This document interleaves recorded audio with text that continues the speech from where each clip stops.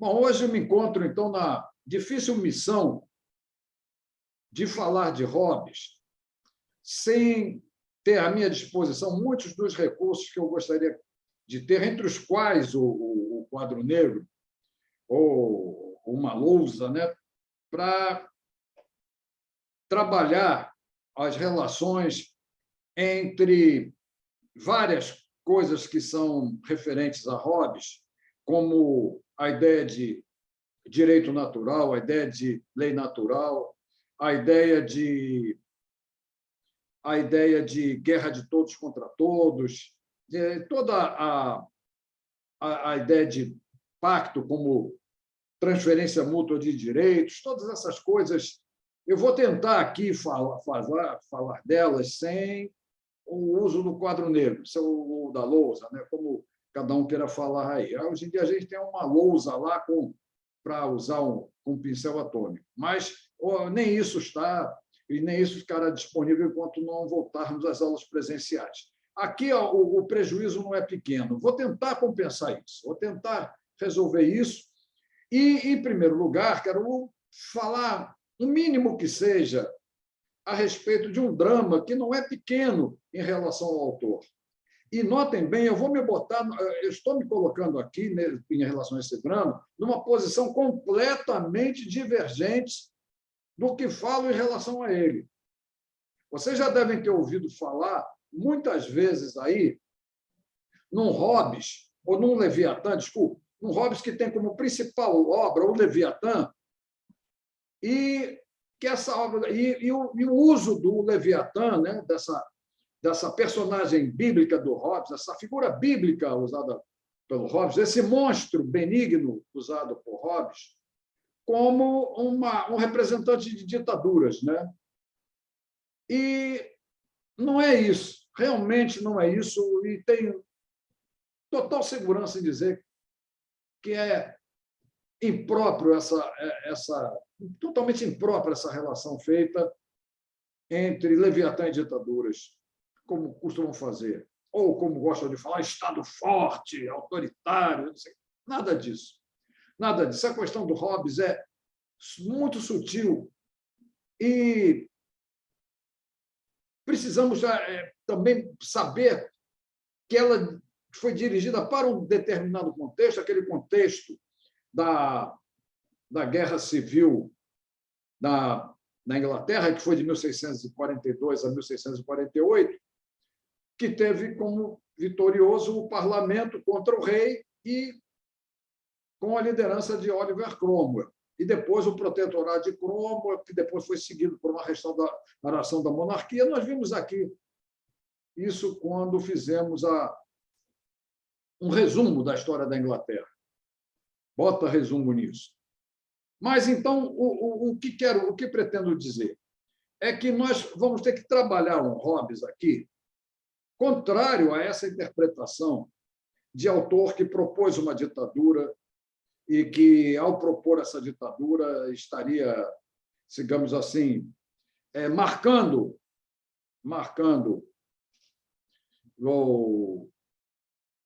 um tempo na história, uma tese que teria sido logo derrubada pelas instituições civis que apareceram na Inglaterra no final do século XVII. E, no entanto, veio a ter correspondentes, né, nas muitas ditaduras que se espalharam pelo mundo. Impróprio isso, impróprio. Vamos dar uma pequena passada na biografia do Hobbes. Ele nasce em 1588, um ano que a Espanha, sob a liderança do rei Filipe II, formou aquilo que ele próprio rei Filipe II chamou de a Invencível Armada. Essa Invencível Armada tinha como propósito de ser uma espécie de revanche e punição à Inglaterra por ter garantido, né, os resultados do saque do Sir Francis Drake, do então Sir Francis Drake, em 1580, a galeões espanhóis carregados de ouro e prata, que estavam saindo doce pelo Oceano Pacífico em direção à Espanha, mas que, aprisionados por Francis Drake, tomaram mesmo o rumo da Inglaterra. Hobbes, segundo ele conta, claro, ele não podia saber disso na época, né? Ele nasceu de 7 meses, prematuro, num tempo de alta taxa de mortalidade infantil. E, no entanto, foi viver 91 anos.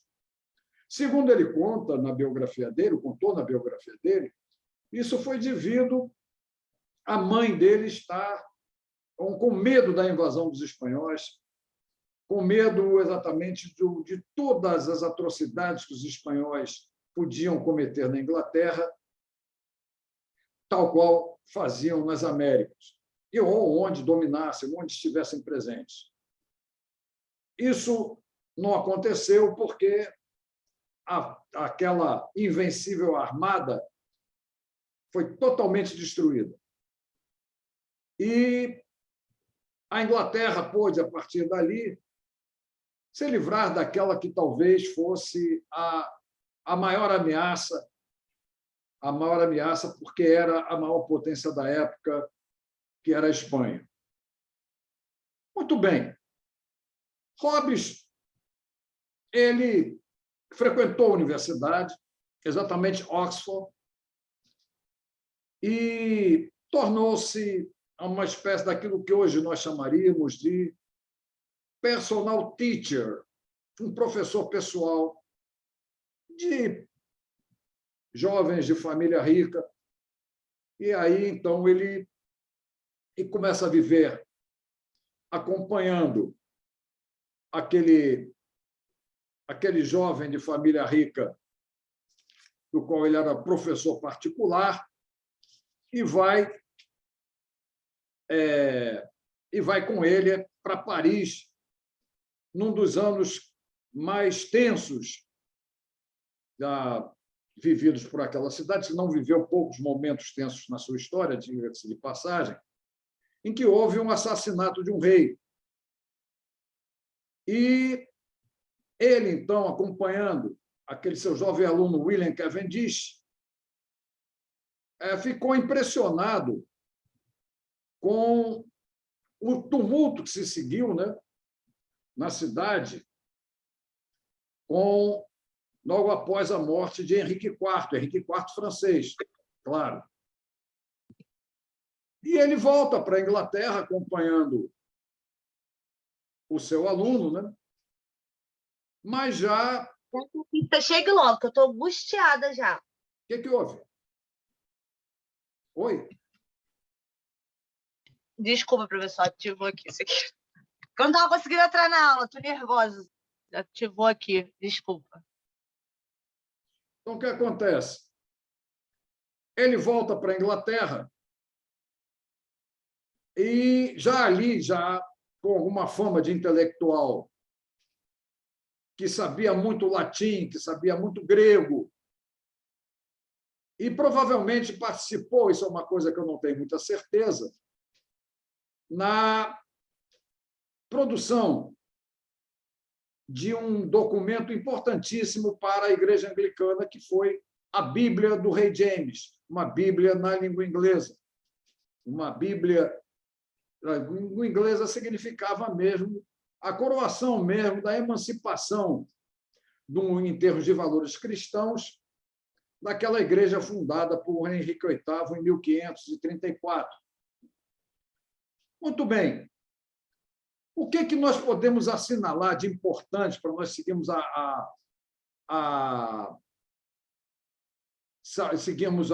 em direção ao pensamento de Hobbes? O fato de que, em 1629, ele publicou, não deve ter traduzido isso de uma hora para outra, em inglês, um livro chamado Guerra do Peloponeso, que foi escrito por Tucídides, exatamente no tempo em que ocorreu a Guerra do Peloponeso na Grécia, que foi ali de 410 a.C. em diante, ou seja, para 409, 8, 7. 6, 5. Foi ali naquele tempo que Tucídides escreveu Guerra do Peloponeso, um livro de história tornou-se um clássico, e ele traduziu esse livro para o inglês em 1629, do grego para o inglês em 1629. O que nos importa isso aí? Não é uma mera bobagem o que está, ou citar uma mera abobrinha. É porque ali estava um autor, Tucídides, que havia indicado a democracia como a causa da derrota dos gregos, dos atenienses na Guerra do Peloponeso, guerra entre Atenas e Esparta, perdida pelos atenienses, e com essa coisa que foi atribuída, em termos de falha dos atenienses, que tinham como comando deles próprios essa forma de comando que hoje é chamada também de forma de governo, democracia. Importante para nós, porque para Tucídides, democracia era algo, do ponto de vista militar, ineficiente. Então, vamos guardando desde já isso. A ineficiência da democracia para a segurança, a ineficiência da democracia para a guerra. Porque tudo aquilo que hoje nós chamamos de forma de governo e pensamos em termos civis, em termos desarmados e em termos assim de uma administração incruenta, que seriam monarquia, aristocracia ou democracia, para os gregos eram tudo forma de comando mesmo.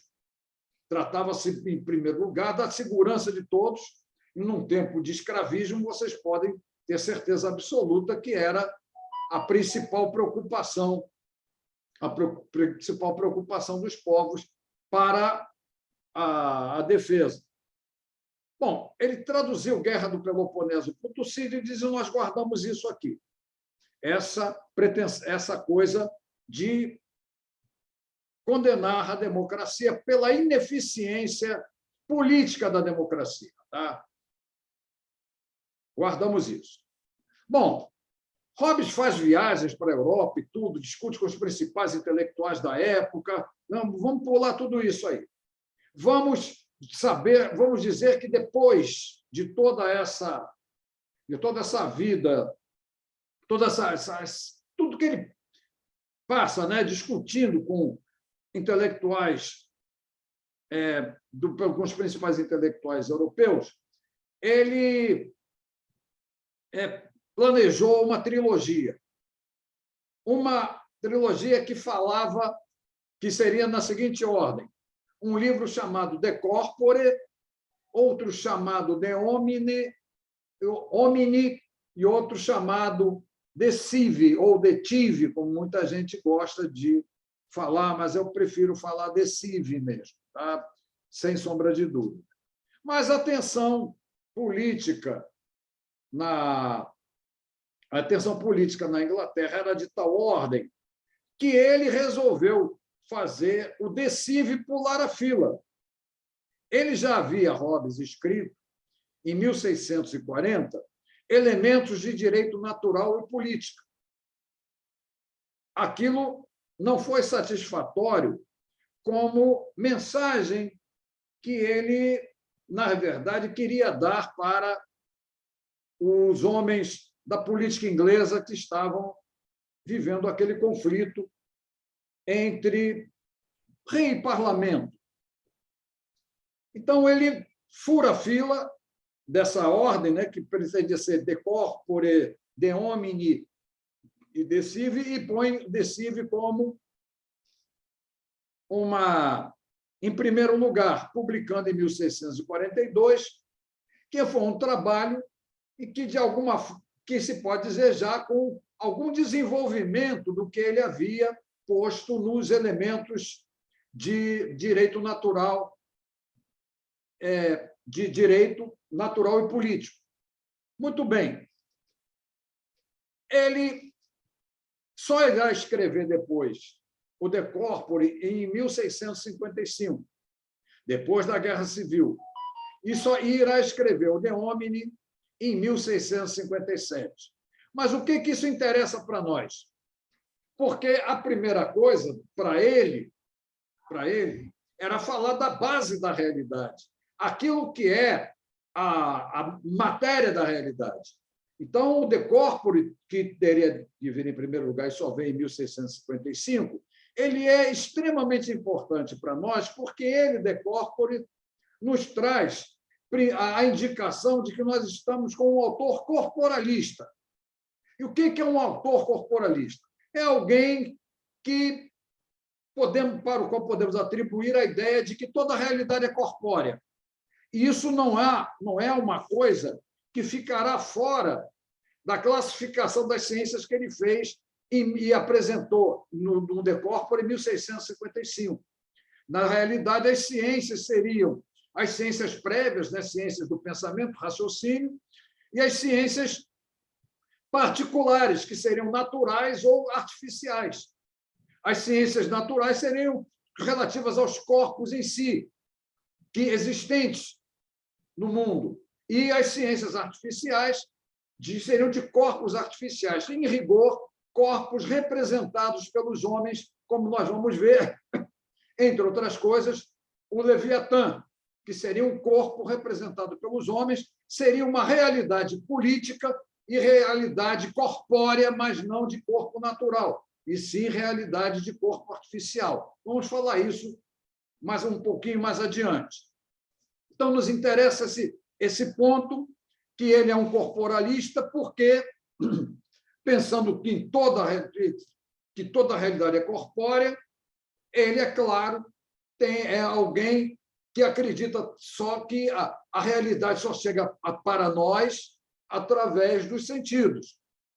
Bom, essa posição vem lá da controvérsia dos universais, do século XI, em que, na controvérsia dos universais, apareceram duas posições em relação à realidade dos conceitos universais. A posição dos realistas, que diziam que os conceitos universais eram realidades na cabeça dos homens, e dos antirrealistas, que diziam que os conceitos universais não eram senão palavras, que a realidade mesmo estava nas coisas e não nas palavras. Dessa posição antirrealista veio a posição inicialmente chamada de verbalista e, mais tarde, nominalista, que é a posição predominante na Universidade de Oxford, universidade na qual Hobbes estudou e na qual se formou e se tornou esse personal teacher que ele, na verdade, acabou sendo durante a vida dele inteira, mesmo depois da morte daquele que foi o seu primeiro aluno, que foi o Lord Cavendish. Mas, então, vamos ver o seguinte. Nós temos um Hobbes no De Cive, 1642, mas história a Guerra Civil. História essa Guerra Civil, e ele será exilado em Paris e estará entre os vários professores do príncipe herdeiro do trono, que era o príncipe Charles, filho de Charles I, ou Carlos I, que depois voltou como rei da Inglaterra com a restauração monárquica em 1660. Muito bem. E ele fica em Paris até o final da guerra, depois resolve voltar a Londres, apesar de todo... Desculpa, fica em Paris, resolve depois voltar a Londres, e ali em Londres, em 1651, ele publica aquela que veio a ser a sua principal obra, que é o Leviatã, da qual nós vamos aqui estudar as bases dessa obra, o mínimo possível dessa obra para poder termos a leitura dela. E o que acontece? Depois dali, ele volta a se envolver em polêmicas com intelectuais da Europa, escreve os dois livros que faltavam na trilogia dele, De Corpore e De Homine, se envolve de novo em polêmicas a respeito, enfim, de filosofia, de matemática, tudo isso, ele se metia em tudo isso, e, no caso, não nos cabe aqui fazer maiores referências a isso, né? Nem aos insucessos que não foram pequenos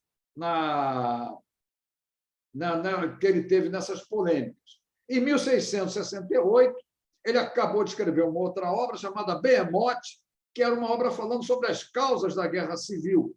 E aí, esse Behemoth, diferente do Leviatã, não é um monstro bíblico benigno, é um monstro bíblico maligno, já trabalhando com uma outra interpretação, porque já está em tempos de monarquia, ele já pode escrever condenando até os vitoriosos naquela guerra civil, condenando os homens do parlamento na guerra civil, coisa que ele fez, de fato, no Behemoth, mas não fez nada disso no Leviatã, devemos considerar aqui. Muito bem. Ele, depois dali, ele vai escrever outras coisas, mas o Behemoth só será publicado no ano da morte dele, que será em 1679, aos 91 anos de idade, mesmo naqueles tempos de alta taxa de mortalidade infantil e tendo nascido prematuro. Uma dessas coisas que marcam muito a existência dele, até porque esse nascimento prematuro, de alguma maneira, levou a ele um dos sentimentos mais importantes, ou o conhecimento da importância desse sentimento, que é o medo. E nós vamos ver daqui a pouco a importância que o medo tem no medo da mãe dele, a antecipação do parto, e o medo mesmo que tinham de que ele não sobrevivesse, por ter nascido prematuro. Então, é uma coisa que esteve sempre presente na vida dele e que, no final, na teoria, vai ser um momento chave. Mas vamos ter, com calma, chegar a isso. Vamos ter um pouco do... Vamos chegar a isso na hora que nós falarmos do Leviatã, mais precisamente no capítulo 13 do Leviatã. Bom, com essa pressa toda, que não pode ser de outro jeito, afinal de contas, eu interrompo aqui esse chuvisco de dados biográficos para começar a falar da obra principal, Leviatã.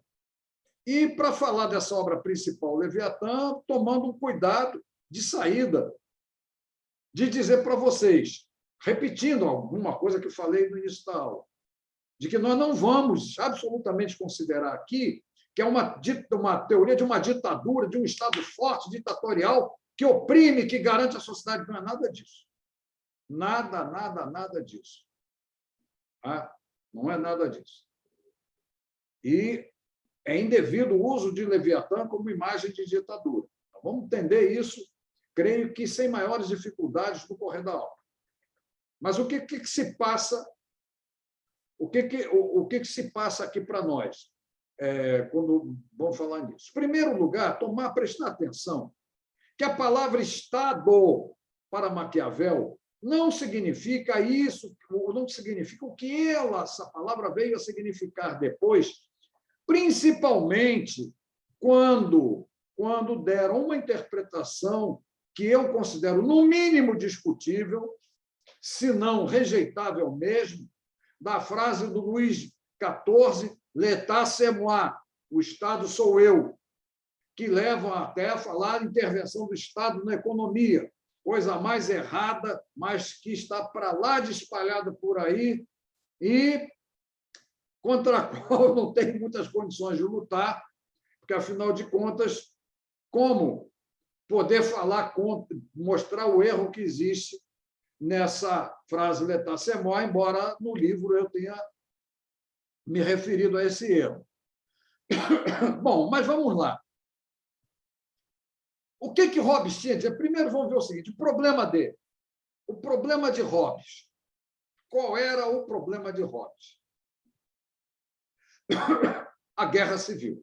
A tensão entre rei e parlamento. E notem bem, quando passa para a história, para muita gente, de que Hobbes foi um absolutista, que ele ficou do lado do rei. Eu não desminto isso, não vou desmentir isso absolutamente. De fato, ele foi até preceptor do príncipe Charles, né?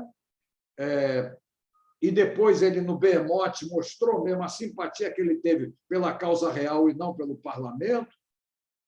Mas ele mostra isso. Então, eu não posso absolutamente negar essa simpatia dele, mas notem bem que o que ele fala, o que ele defende, a proposta política dele, não é uma proposta em que se diga o seguinte: olha, o rei é o todo-poderoso, é o rei que manda e está acabado. Não, não, não, não, não. Não, não, não, não, não. Hobbes tinha uma visão política da Inglaterra raríssima no seu tempo, eu diria raríssima por muito e muito tempo, talvez até, considerando tudo que falaram dele, uma visão que foi pouco compreendida até os dias de hoje. O que eu quero falar para isso? Realmente, simpatia com o rei, mas Hobbes não acreditava de jeito nenhum, e nós vamos ver isso até na introdução do Leviatã, que o rei fosse em si poderoso. Não. Poderoso para ele era a Commonwealth. A Commonwealth, exatamente aquilo que a Commonwealth era, digamos assim, a nação inglesa. Era o povo inglês pensado como nação. Isso é que a palavra Commonwealth significava ali.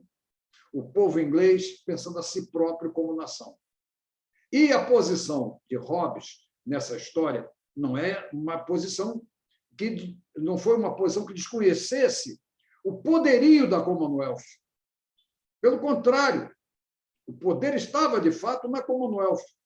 Só que ele, Hobbes, tinha uma visão diferente das coisas.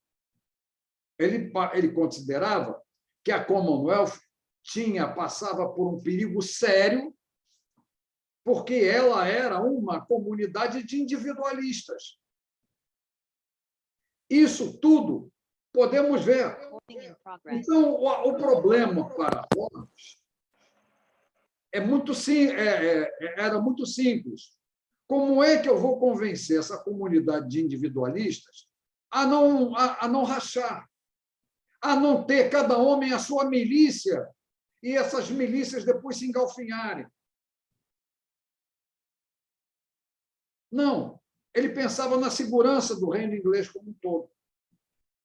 E, para isso, ele não acreditava, mesmo na possibilidade de democracia, estava instruído pelo que ele havia lido de Tucídides.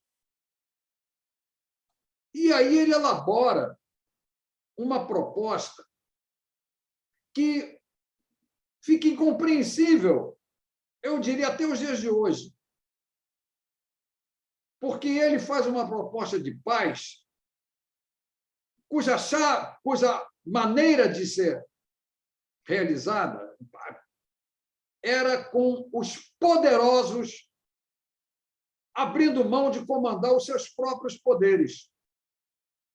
Foi uma proposta de paz para poderosos, é isso mesmo que eu estou falando.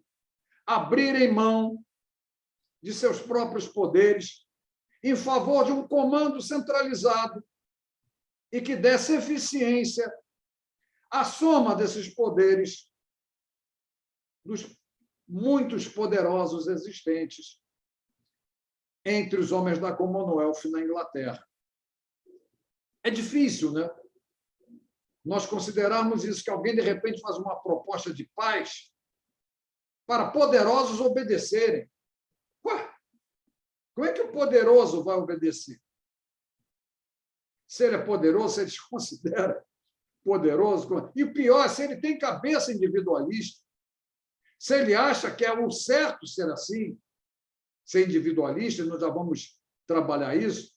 Então, Hobbes, diante de uma situação dessas, formulou uma proposta em que o rei estaria como uma espécie de comandante do poder dos seus súditos, mas considerando mesmo que ele, rei, não seria em si poderoso, que poderosos seriam os súditos. Nós vamos ver isso na introdução. O que acontece? O que vai acontecer no caso do Hobbes? Ele, em primeiro lugar, sabe que está vivendo um tempo em que tudo tem que ser fundamentado em Deus. Tudo tem que ser fundamentado em Deus. E onde está a fundamentação em Deus? Qual a fonte de fundamentação em Deus? É a Bíblia. E pela Bíblia, qual é a ideia? O que acontece? O que acontece com essa fundamentação em Deus? Ela dirige-se para o rei. James I já havia trabalhado, em seu favor, evidentemente, a essa ideia com os intelectuais que o cercavam. E aí a nossa questão passa pelo seguinte: havia, por parte dos homens da Commonwealth, um reconhecimento pleno? Não, pelo contrário. Desse direito divino de governar, pelo contrário. Nós falamos aqui na aula passada que já os súditos já haviam feito a Petition of Rights, já haviam dito: nós não estamos aqui somente para obedecer, nós temos direitos também. E que direitos seriam esses? Hobbes já começa a falar e reconhecer esses direitos, não só pelo fato da Petition of Rights estar lá como coisa reconhecida pelos parlamentares. Ele já começa a pensar que isso tem que ter uma fundamentação natural. E ele vai falar disso nos elementos de direito natural e política, e vai falar também no decível. Mas é no Leviatã que ele trará a frase decisiva disso tudo. Uma frase que, na verdade, está enraizada lá na controvérsia dos universais e que agora apareceu para fundamentar a Commonwealth. É uma frase em que ele diz assim: natureza, a arte por meio da qual Deus fez e governa o mundo. O que significa isso? Por favor, nunca esqueçam disso, porque Hobbes não foi um autor aceito no tempo dele.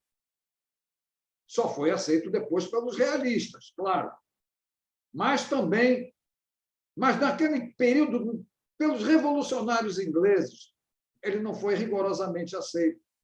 Nem naqueles do tempo da Guerra Civil, nem naqueles que vieram com a Revolução Gloriosa de 1688. A questão, ele ali não... Mas, apesar de não ser aceito, ele trouxe essa coisa crucial para aquele tempo, ali, essa virada. Deus, aliás, natureza é a arte por meio da qual Deus fez e governa o mundo. Ele põe ali a possibilidade de, ao se falar em direito natural, os homens estarem fundamentando suas teses em Deus sem ter a Bíblia como fundamento. Eles passavam a ter a fundamentação em Deus, tendo como meio dessa fundamentação a natureza. Isso significava uma alternativa de fundamentação em Deus que escapava das autoridades eclesiásticas. Lá na abertura do livro 3 do Leviatã, a abertura do livro 3 do Leviatã, nós vamos encontrar um Hobbes falando algo extremamente precioso.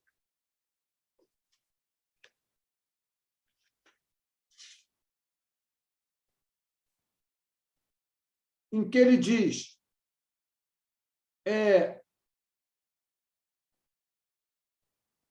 que há uma Commonwealth cristã, que é aquela que está fundamentada na palavra profética de Deus. E há uma Commonwealth civil que está fundamentada na palavra natural de Deus. Ora, vou ler para vocês aqui como abre o capítulo 32, que é o primeiro capítulo do terceiro livro do Leviatã.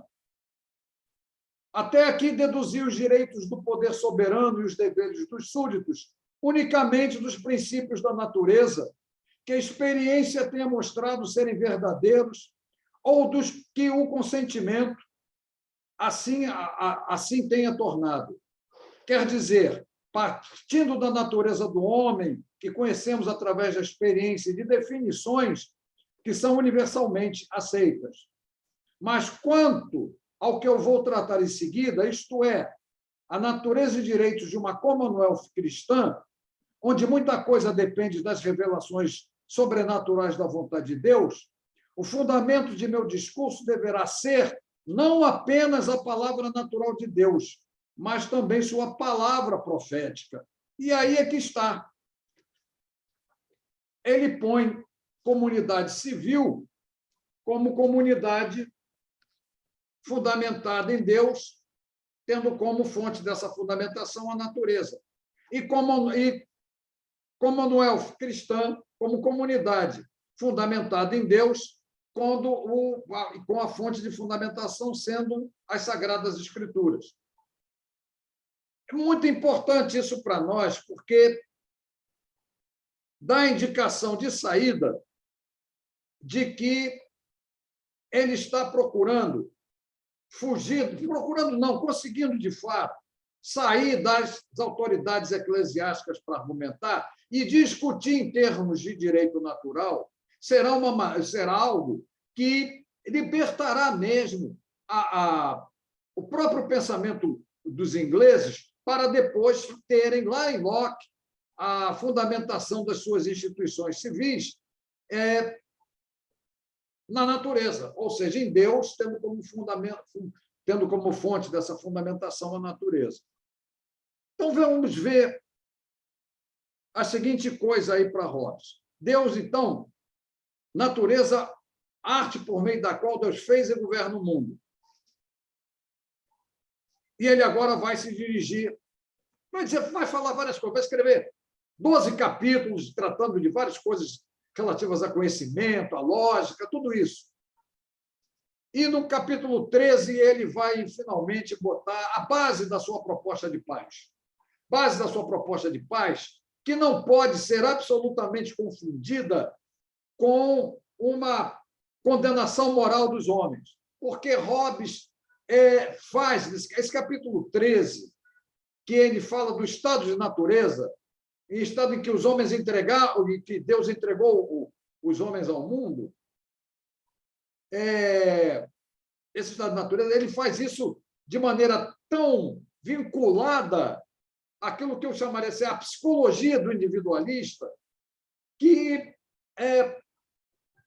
vamos dizer, que acaba dando, né, acaba tomando mesmo até um caminho da incompreensão. É um capítulo clássico, sem dúvida, mas com uma interpretação toda inconveniente para ele. Vamos tentar falar disso aqui. Considerar o primeiro lugar. Hobbes está falando para uma comunidade de individualistas.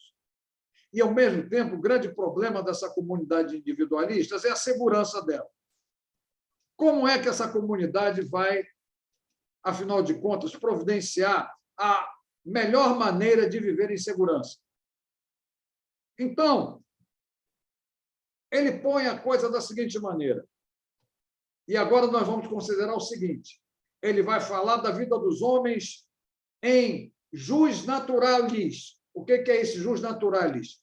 É a vida dos homens em condições de direito natural, em condições de natureza.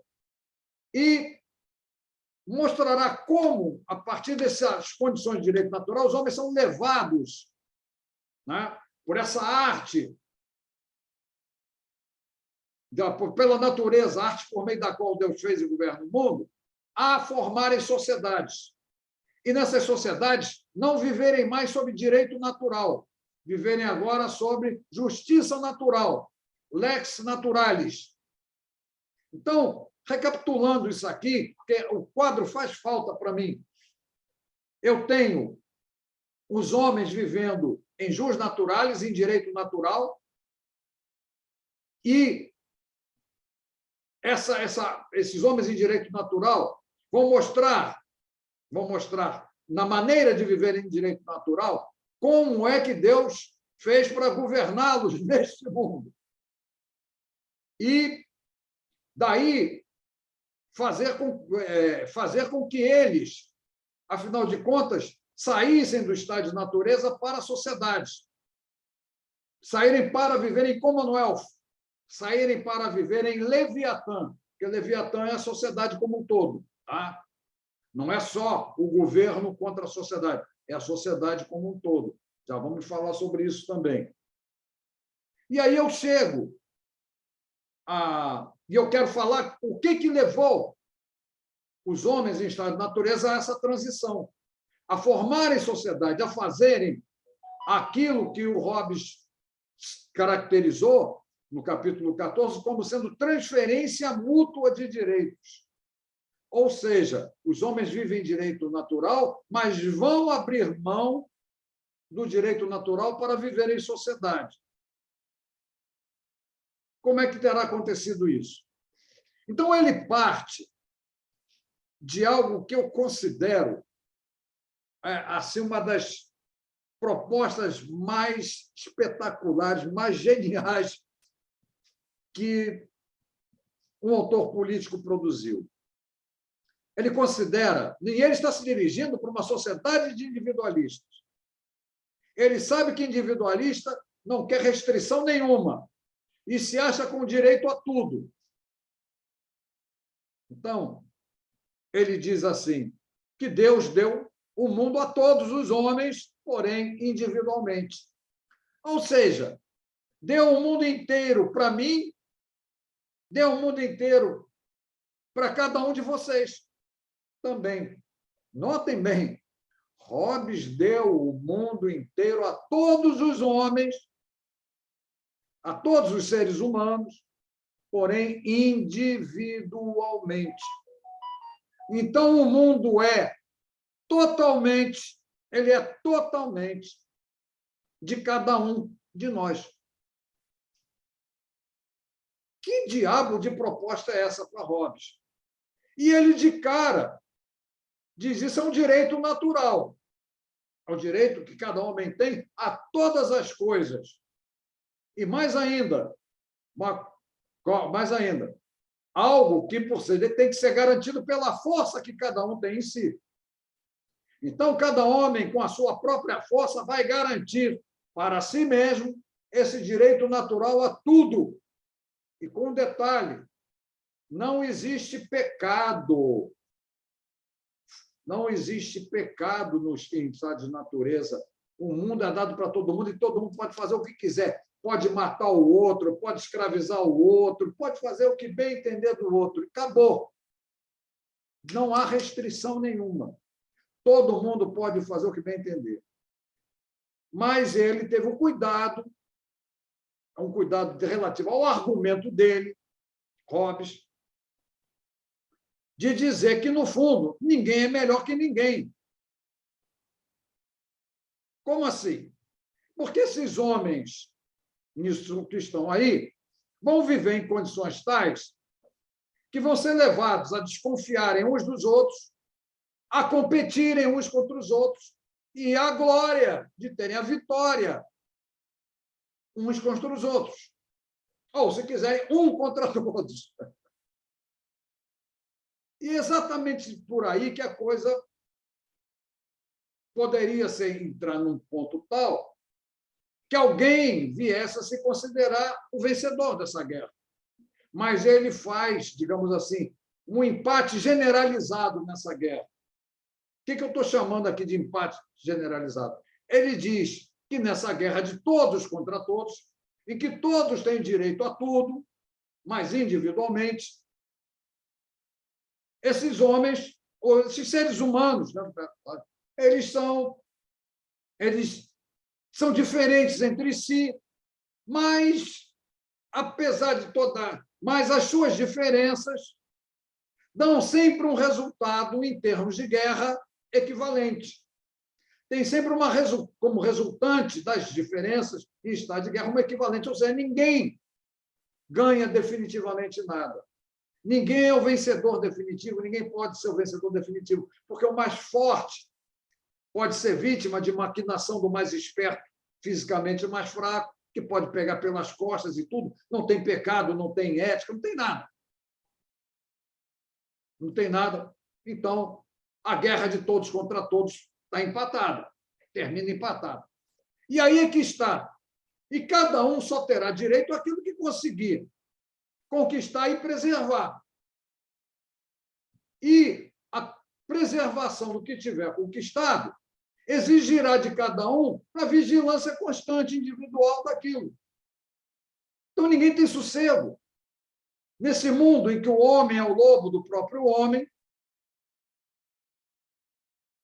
ninguém sossega, ninguém é vencedor definitivo da guerra, ninguém consegue descansar, e o estado de guerra é uma constante. O estado de guerra será sempre uma constante, não para de jeito nenhum.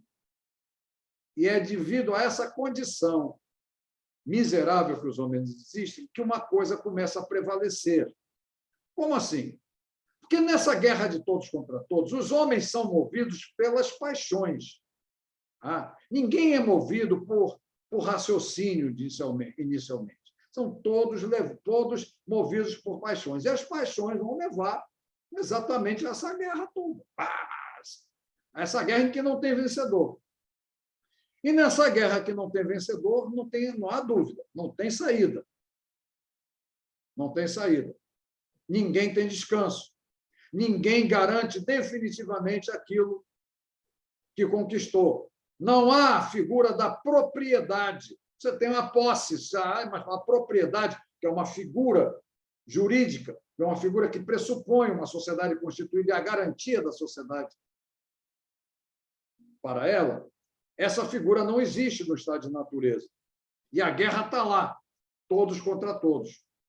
Todos movidos por paixões, mas, de repente, tem uma paixão que irá superar todas as outras, que é o medo. E o medo levará os homens à razão, levará os homens a pensar. E, quando os homens forem levados a pensar, eles vão descobrir que eles só conseguirão ficar seguros se dispuserem de uma força maior. Mas como vão dispor de uma força maior sem que essa força seja de outros? Porque cada um tem a sua própria força. E não há outra força disponível que não seja de cada um.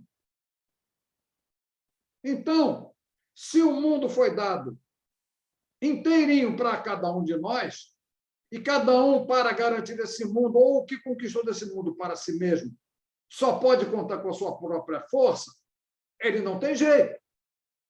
Ele só pode, para ter uma força maior, ele só pode contar com a força do outro. Enzo, depois eu te respondo essa. Guarda essa pergunta aí, tá? Guarda a pergunta, depois eu te responder. Não é por aí, não é bem por aí. A questão do Hobbes, essa questão, ele está pensando nos ingleses, no individualista. O individualista quer tudo para ele, não quer restrição de nada. Essa que é a questão para o Hobbes. O individualista, ele quer ter o direito a tudo. Mas o fato dele querer ter direito a tudo, ele esbarra na justiça divina, porque nós também a justiça divina não vai eleger um ou outro. A justiça divina faz todo mundo empatar no jogo de força. Por Deus é justo, nada como é que a justiça divina funciona para o Hobbes. Ele deu o mundo para todo mundo, mas individualmente. Então, todo mundo é dono do mundo individualmente, mas só pode garantir com a sua força individual, que empata com a de todo mundo. Não tem vencedor definitivo para isso. Então, a questão para Hobbes só pode ser resolvida, ou só será resolvida, se os homens puderem contar para a segurança individual deles com a força dos outros. Ou seja, eu só posso ter mais força para me garantir, para a minha segurança, se outros juntarem as suas forças para me dar segurança. Aí eu vou me sentir mais seguro. Mas o problema é o seguinte: os outros estão na mesma situação que eu. Os outros também querem segurança. E agora? Como é que nós vamos resolver isso? Todos os homens precisam de segurança. E todos os homens precisam de mais força para essa segurança. E essa força a mais só pode vir da força dos outros, que estão na mesma situação. É aí que ele vê que essa coisa da razão, que só tem um jeito. É cada um, é os homens fazerem primeiro um somatório de forças, juntarem suas forças. Aí fica uma coisa, na natureza, cada um tem o direito de comandar sua própria força. Mas se agora todos juntaram suas forças para a segurança, mas notem bem, todos juntaram as suas forças para a segurança de cada um. Porque ninguém está pensando na segurança do outro. Cada um está pensando na sua própria segurança. Mas para a sua própria segurança tem que contar com a força do outro, que também está pensando como ele. Aí a coisa pegou. Como é que vai fazer isso? Não é uma... Como é que vai fazer? Juntamos as forças, todo mundo junta as forças. Quem vai comandar essa força, esse somatório de forças? Eu? Você? Ele? Ela? Quem? É aí que Hobbes tem a sugestão. É o que ele considera viável nessa história. O que é? É todos os homens abrirem mão do direito natural que é individual. É o direito individual. Abrindo mão do direito natural, cada um abre mão de comandar sua própria força e também o somatório de forças, não vai comandar. Mas a quem caberá esse somatório de forças? Essa que é a questão. Juntamos todos nós as nossas forças. Somos mais fortes, agora vamos garantir a segurança de todos. Na verdade, cada um está pensando na sua própria segurança. Vamos garantir com essa força de todos a segurança de todos. Mas quem vai comandar essa força de todos? Eu? Você não confia em mim? Eu não confio em você? É o outro? Não, eu não confio nele, ele não confia na gente. Como é que vai fazer isso? Se ninguém confia em ninguém. Juntamos as forças, mas ninguém confia em ninguém. E agora? É nessa hora que ele fala, então, que todos têm que transferir o direito natural que têm, ou seja, tem que haver uma transferência mútua de direitos, que é o que ele chama de pacto ou contrato, que é transferência mútua de direitos. Mas para quem vai essa transferência mútua de direitos? É nessa hora que surge a seguinte: essa transferência mútua de direitos vai para a Commonwealth, mas a qual ele vai dar o nome de Leviatã, monstro benigno. Mas você me perguntará, quem é a Commonwealth? A Commonwealth é um homem artificial, é um ser artificial. Mas espera aí, como é que se dá existência a um ser artificial? A resposta está lá no capítulo 16. A existência de um homem artificial se dá pela representação daqueles que o formam ou o formaram. Por representação. E o que esses homens todos que fizeram a Commonwealth vão agora representar? Vão representar um homem artificial. E o que é, e como é que se representa um homem artificial? Representa-se cabeça, tronco e membros. Então, na introdução, Hobbes está bem claro que a força está nos súditos, Em outras palavras, a força está nos membros individuais, né? Como eu falo. No homem artificial, a força está onde? Na cabeça? Não, ela está nos membros. A força do Leviatã, a força do homem artificial está nos membros. Daí porque a cabeça que comanda, ela não é, na realidade, ela não é dotada de força em si, nem de como em si mesma executar sua força. Ela só pode executar sua força por meio dos membros, se esses membros forem comandados por ela, pela cabeça. E Hobbes, lá no capítulo 17, vai falar que esse comando, quanto pode ser de uma monarquia, de um homem só, como pode ser de um parlamento. Ele não está ali naquele tempo, 1651, discutindo isso, até porque tem o Cromwell, que é o grande líder e que logo em seguida, né, 1652, vai ficar como Lorde Protetor da Commonwealth. E aí que nós começamos, então, a tentar para um detalhe do Hobbes. Por que ele prefere, no fundo, a monarquia? Porque a monarquia não dá dispersão de comando. Ela concentra forças. Ela faz aquilo que Tucídides disse que os espartanos faziam, mas os atenienses não. Concentravam suas forças com um comando único. Eram mais eficientes para as guerras, para a segurança, né? E a razão de ser, depois nós vamos ler na introdução, aqui entre nós. Nós vamos ler na introdução. Qual é a razão de ser da formação do Leviatã? A razão de ser da formação do Leviatã é a segurança. Se a razão de ser da formação do Leviatã é a segurança, é uma razão militar. E qual é o mais eficiente comando militar? O comando democrático ou monárquico? O monárquico. Concentra força. Então, essa é a cabeça do Hobbes. Tá? Passa pela cabeça dele essa coisa que dizem que seria a democracia, que são as instituições civis e tal, não passa pela cabeça disso. Ele nunca passou isso, nunca existiu isso também no tempo dele. Mas aí é que está. Há uma proposta, que vocês forem ver, de paz entre reis e súditos para a segurança mútua, com o reconhecimento de que a força está nos súditos, mas que o comando tem que estar no monarca.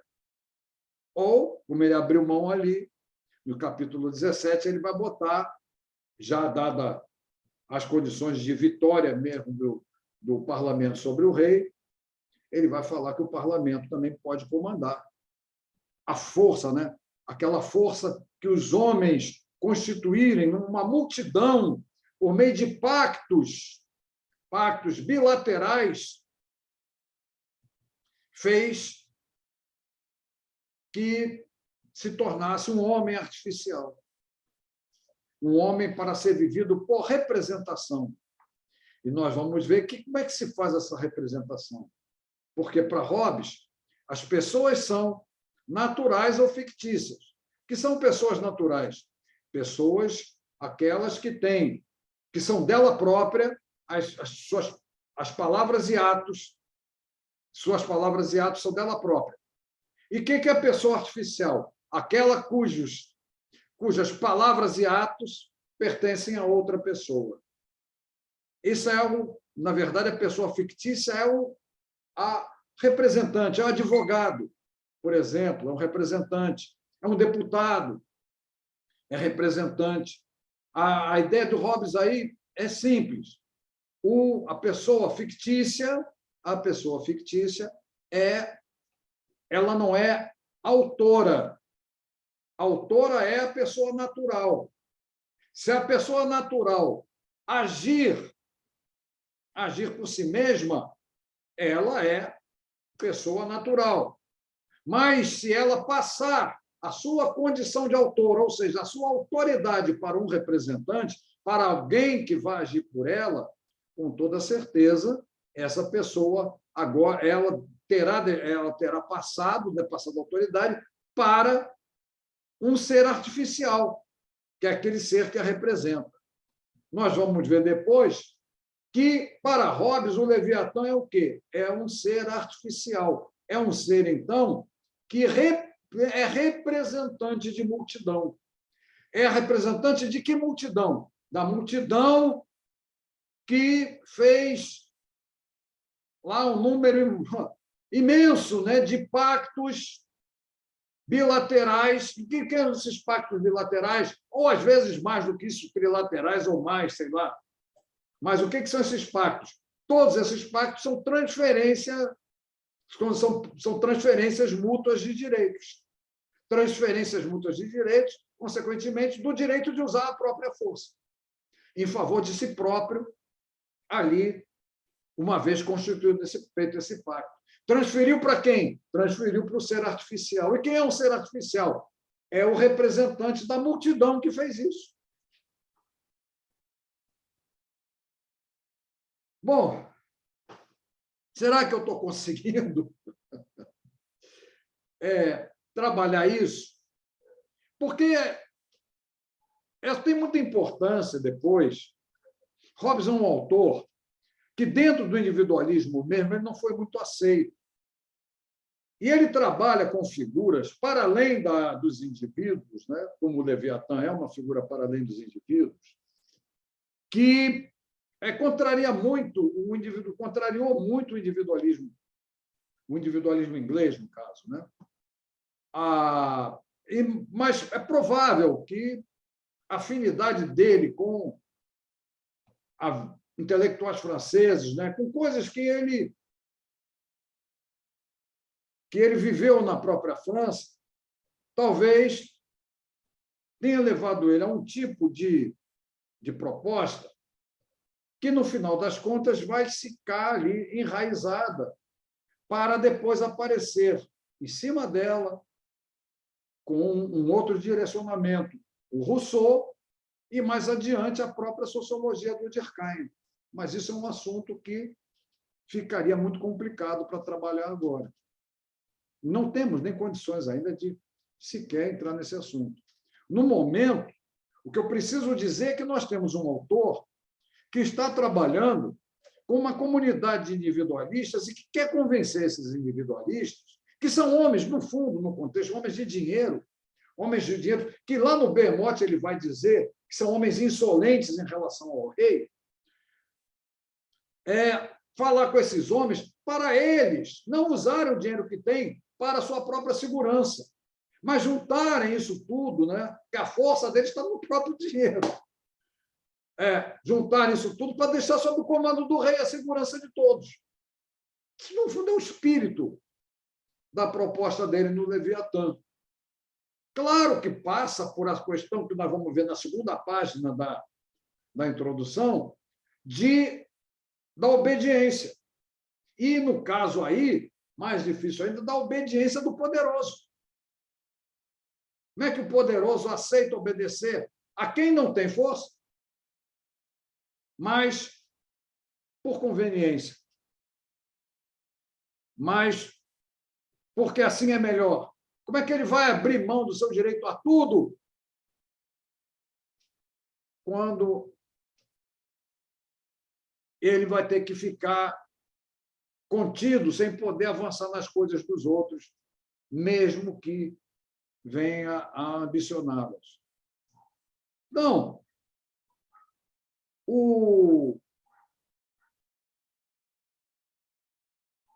fazendo um eixo aqui para nós, os homens em estado de natureza, movidos por paixões, passando por questões entre eles de competição, desconfiança e de glória, e de busca de glória, né? Eles entram numa guerra de todos contra todos, em que não há vencedor, nem possibilidade de fim dessa guerra, que essa guerra é constante. Aliás, Hobbes põe a coisa exatamente nesses termos, que, do ponto de vista político, é aterrador. E eu não diria que esteja fora daquilo que realmente acontece no mundo. Ou seja, que as discordâncias, as intolerâncias entre as pessoas vão botar sempre todos num estado de guerra, de todos contra todos, mesmo que isso não se manifeste. Tá?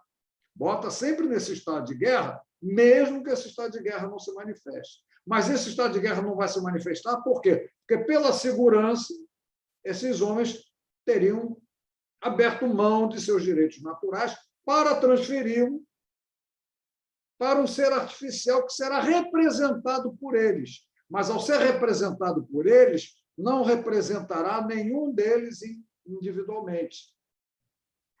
Mas esse homem é que comandará a força de todos, esse homem artificial, ou quem representar essa força de todos, para que, afinal de contas, todos estejam em segurança. Há uma outra questão que aparece aí, que é soberano, a relativa à soberania e, consequentemente, ao portador da soberania, que seria o soberano. Para Hobbes, soberano é sempre o Leviatã, ou seja, a Commonwealth é soberano. Uma coisa assim mais atrevida da minha parte, a sociedade é soberana sobre todos os homens que a formaram pela sua própria segurança. Mas aí é que está. Esse soberano sempre existirá por representação dos próprios homens. O agir social passará sempre por uma ação que represente, né, aquilo que os homens formaram, o homem artificial ou parte do homem artificial que os indivíduos criaram para a segurança mútua, né? Mas, no fundo, cada um cuidando da sua própria segurança. Lamento a ausência do quadro aqui, porque indicaria com setinhas para lá e setinhas para cá essa transição de jus naturalis para lex naturalis, de direito natural para justiça natural. Mas, desde já, sabe-se que agora quem tem o direito natural é o Leviatã. Ou seja, esse direito natural não é de ninguém, não é do rei, não é de ninguém. É errado dizer que o rei pode representar a cabeça, mas ele não é o portador do direito natural. Ninguém mais é portador do direito natural, uma vez formada a Commonwealth, uma vez formado o Leviatã, porque Hobbes dá o nome, dá a equivalência a essas palavras, Commonwealth, State, né, ou Estado, e Leviatã. Mas, infelizmente, as traduções trazem todas esse erro de traduzir Commonwealth por Estado, ou, às vezes, por República. Não era para traduzir, não devia traduzir, mas isso é uma coisa que nós vamos trabalhar quando pegarmos a introdução. Nunca, como fazendo os comentários da introdução, nós vamos ver a inconveniência da tradução. A Commonwealth é uma figura do povo inglês sobre ele próprio. E não significa, a Commonwealth, ninguém em especial. E não vamos esquecer uma coisa: esse povo, que eu estou falando aqui, eu já falei para vocês, nunca teve, embora tivesse inventado a história do rei Arthur, nunca teve rei realmente inglês. Sempre foram reis de dinastias de outros povos da Europa. Então, é preciso também olhar esse lado para vermos a importância da Commonwealth e a importância de fundamentar a Commonwealth em Deus, usando a natureza como fonte dessa fundamentação, que é o que Hobbes faz. E quando nós pegamos ali contemporâneo dele, né, contemporânea à publicação do Leviatã, quem está ali? O Cromwell, que se intitula o Lorde Protetor da Commonwealth, o eleito de Deus para defender a Commonwealth. Então, Cromwell, que venceu no campo a batalha, né, venceu a Guerra Civil, está falando na fundamentação em Deus dele ali. Mas ele morre, quem é que vai fundamentar? Quem está fundamentado é o rei de novo. Só que Hobbes deixou em aberto isso. Quem estará fundamentado em Deus será o rei de novo, né? Mas Hobbes terá aberto um caminho, o quê? Fundamentou a Commonwealth em Deus, no Leviatã. E aí Mais tarde, nós vamos ver o Locke, mais uma vez, fundamentando a Commonwealth em Deus, chamando a Commonwealth até de sociedade civil, e aí criando as instituições civis, fundamentadas em Deus, pela natureza. A arte, segundo Hobbes, a arte por meio da qual Deus fez e governa o mundo. É um autor que eu espero poder dar maiores esclarecimentos a vocês quando nós trabalharmos a introdução e também o capítulo 16. Porque no capítulo 16 e no final do capítulo 17, nós podemos esclarecer essa coisa de pessoa natural e pessoa artificial. E a pessoa natural é a autora. A pessoa artificial nunca é autora. Ela sempre age por autoridade. Se o Leviatã não é autor, age por autoridade, age por que autoridade? Pela autoridade da multidão. Uma multidão que passou para esse ser artificial a sua condição, o seu direito natural, o seu direito a todas as coisas. Ora, mas esse homem artificial será vivido por aqueles que o constituíram individualmente, tá? Os homens individualmente que vão viver esse ser, essa representação coletiva criada por eles, que é o Leviatã, ou Commonwealth, ou Estado, que é a palavra que secundariamente Hobbes usa no Leviatã. Alguma pergunta até aí? Está difícil de entender? Eu imagino que esteja. Está me faltando alguns recursos, imagino que esteja. Mas, em todo caso, não vamos desistir, não. Vamos ler a introdução, vamos ler parte do capítulo 16 e, com certeza, esse esclarecimento que é muito necessário para o próprio autor. E eu aqui aberto a perguntas. A falta de tempo é cruel, porque eu faria ligações de Hobbes com a história inglesa aqui, porque Hobbes não está falando outra coisa senão a própria história inglesa. Tá? Ele está falando, na história inglesa, das muitas associações entre reis e súditos, como foi no caso da dinastia Tudor. Coisa com Henrique VII, coisa com Henrique VIII, coisa com a Rainha Isabel.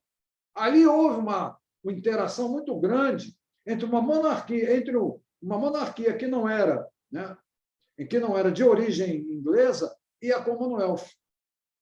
E o Hobbes está pensando naqueles termos ali, que, de repente, entraram em crise. E, para Hobbes, como nós vamos ver na introdução, a concórdia é a saúde, a sedição é a doença e a guerra civil é a morte do corpo, né? Do corpo artificial criado, que é o Leviatã. Seria, no caso, a morte da própria Inglaterra, a guerra civil. Pois não, o Dilson primeiro aqui está falando, ou quem é o Enzo que está falando? Professor, eu não sei se o Enzo falou primeiro. Não, vai o Dilson, vai você apareceu primeiro. Tá, tudo bem. Então, aquela imagem do Leviatã, né, que tem, juntando várias pessoas, né? Os braços, então, são os que agem, eles são tipo os súditos e a cabeça que comanda, no caso, seria a monarquia, é isso, né? Exato, exato. Porque ali aquela imagem, até quem pintou aquilo ali, parece ter entendido. E não escreve o que ficou na lenda, não pintou uma coisa que não é bem o que está na lenda. Porque o próprio Hobbes fala, na introdução, que a riqueza e a prosperidade dos súditos, né, dos seus membros, né, são a força. Ou, no fundo, o que ele está querendo dizer é o seguinte: se nós temos aqui exército, é porque temos dinheiro dos súditos. É com o dinheiro dos súditos que se faz exército. E é por isso que ele, lá no Behemoth, vai dizer que os homens, que os súditos, na Guerra Civil, foram insolentes porque tinham dinheiro. E ali isso é uma ideia que ele tira do Tucídides, que lá na Guerra do Peloponeso mandava pagar pouco para os marinheiros para eles não ficarem insolentes. E é claro que o dinheiro, isso é uma visão maravilhosa, né? Com o dinheiro, trouxe a pessoa muito poderosa, muito insolente, eu posso isso, eu posso aquilo. Eu acho que cada um de nós já passou por alguma experiência de lidar com alguém assim. Estou com dinheiro, estou mandando, estou com dinheiro, estou podendo, essas coisas todas. E ali o que o Hobbes condena é exatamente isso. Bolas, vocês súditos, com o dinheiro que têm, vocês se tornaram insolentes. Mas o perigo para Hobbes é exatamente esse. Esses muitos súditos que insolentes com o rei brigarem entre si, porque eles tinham dinheiro para contratar guerreiros. É por isso que eu vejo essa a base da proposta dele ser esse estado de natureza que todos os homens têm direito a tudo, mas tudo podem tudo, não tem pecado para ninguém, nenhuma restrição, mas só um momento. Ninguém é maior, ninguém vence ninguém na guerra que acontecer ali. Pois não, Enzo? Boa noite, professor. Eu queria saber se as guerras podem ser definidas somente por questões emocionais, por favor. Não, definidas por questões emocionais, como assim? Definidas quer dizer no sentido de decidida. Alguém vencer por causa de questão emocional, ou porque o que cria questão emocional, é isso? Não, que eu já tinha feito a pergunta, o senhor falou que ia responder depois. Sim, eu estou vendo, mas eu quero que você me diga o que é questão emocional no caso. A questão que o Hobbes está falando ali, para individualista, é um caso especial, não tenha dúvida. Ele está falando de um caso especial. Ele está dirigindo aquilo para ingleses individualistas e que têm dinheiro. E que querem dizer, olha, não se passa o dinheiro para o rei, que o rei comanda e garante a segurança de todos. Isso, no fundo, é o que ele quer dizer. Agora, quanto à pergunta que você faz, eu tenho uma resposta, que não passa pelo Hobbes. Então, as guerras podem ser apenas definidas por questões emocionais somente, ou seja, você está botando na origem das guerras isso, né? Ou na origem da guerra estariam questões emocionais? Não é essa a tua pergunta, no fundo? Isso mesmo. Olha, Enzo, eu vou dizer, no fundo, você quer saber qual é a grande razão da guerra? Os homens querendo escravizar uns aos outros, quererem botar os outros para trabalhar uns para ele. Se você quiser saber a razão das guerras, no fundo, está nisso. No fundo, se você olhar, a grande questão, não é só nos dias de hoje, na história, é perguntar quem é que vai pegar no pesado. Quem é que vai morrer na guerra por mim? Quem é que vai trabalhar para mim? Quem é que vai plantar para mim? Quem vai colher para mim? Você pode até ter tido comunidades que não passaram por esse problema. Mas até um filme simples, né? Como Os Sete Samurais, que tem uma comunidade, né? Lá no Japão, e que é toda hora, todo ano, na época da colheita, é atacada por bandidos. Isso aí, se você quiser saber a razão das guerras, está aí. Quando as pessoas saem da sua vida comunitária ou são atacadas em sua vida comunitária para trabalharem para outras. Porque quando você trabalha aqui, você também está sob o signo da violência, não é o chicote, é o dinheiro, que é o signo da violência. Você está. Mas a coisa é essa. Isso é uma coisa meio complicada, mas difícil da gente digerir, aceitar ou até querer ver. Mas, se você olhar, pode crer. Dá uma olhadinha com calma no mundo, você vai ver que, no fundo, é Os Sete Samurais. Os Sete Samurais. O filme é Os Sete Samurais. Tem uma versão norte-americana que é chamada aqueles Sete Magníficos, né? Mas tem outro nome, que é Sete Homens e um Destino. Tem um título aqui em português.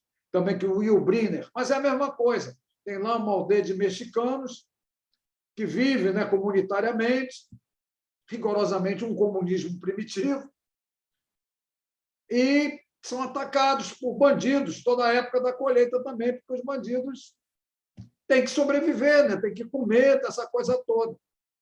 Então, melhor para eles usar a violência para subordinar os trabalhadores. Isso é, se você quiser, a grande causa das guerras. É aí que está a coisa. E se você olhar, tem sempre uma maneira disso funcionar. Quero alguém que trabalhe para mim, alguém que faça essas coisas todas. Cara, você pode... Estou parecendo parece que eu estou dando assim uma indicação vulgar da realidade. Não estou, não. É que isso é escondido demais dentro do mundo. É muito escondido. Botar os outros para trabalhar para você. Ou nos botar para trabalhar para os outros. Que é, se você olhar, é o grande problema. É o grande problema da história. É a grande questão. E esse filme, Os Sete Samurais, Os Sete Samurais ou Os Sete Homens e um Destino, nesse filme vocês vão ver. É uma bela representação disso que eu estou falando, nas origens, né? Claro. E você for ver, de repente, o mundo trocou a escravidão pelo domínio, pelo dinheiro, que é um outro filho da violência. E vai por aí. Aliás, estou para ver onde é que a violência não domina o trabalho. É uma das coisas mais cruéis que existem no mundo inteiro. Como sair dessa? Estou lutando muito. Alguma pergunta a mais? Está muito difícil? A aula foi difícil? Vocês, por favor, falem para mim aí, porque eu me sinto assim, com dificuldades de passar um tema complicado como esse, sem tempo suficiente para dar os detalhes, para vocês montarem direitinho, para reunirem e pensarem depois. Professor, assim, são vários tópicos, né, que o senhor colocou. Então, assim, eu anotei algumas coisas, óbvio que não dá para anotar muito, mas o senhor sempre grava as aulas, elas ficam disponíveis no Avá? Eu queria rever. Eu vou ver se eu gravo essa, vou gravar essa, e conseguindo o link, eu mando para vocês. E eu vou também mandar o link dessa aula para um amigo meu que estuda Hobbes e perguntar para ele, se deu certo ou se não deu certo.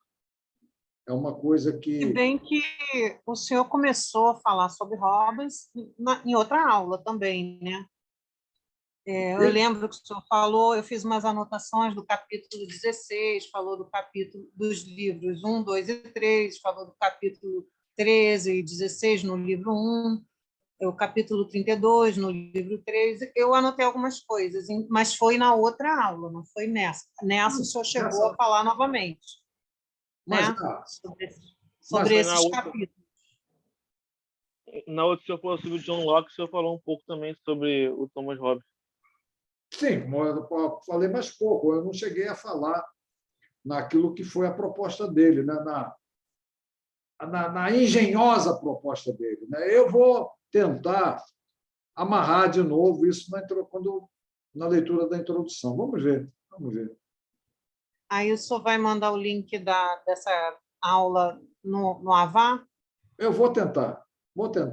Eu vou interromper a gravação agora, e assim que gravar e tudo, eu vou tentar. Mas eu vou mandar para esse amigo meu também, para ele dar um parecer. Dificuldade muito grande, sem o quadro. O quadro me ajuda muito nisso aí. E também a coisa, o tempo, né? Porque eu não tenho tempo. Então, eu confesso a vocês, eu fico nervoso, porque eu quero falar várias coisas e eu vejo que eu não tenho tempo de falar várias coisas. E até nessa alterar a ordem, é difícil. Porque é um autor delicado e é deturpado. Então, bom, eu vou ver também se consigo uma separata, né, mas que está num outro computador que foi para o concerto, do capítulo, da metade de um capítulo que tenho na minha no meu livro, que é sobre Hobbes, a metade daquele capítulo. E aí, para ajudar também. Vamos ver. Vou interromper a gravação.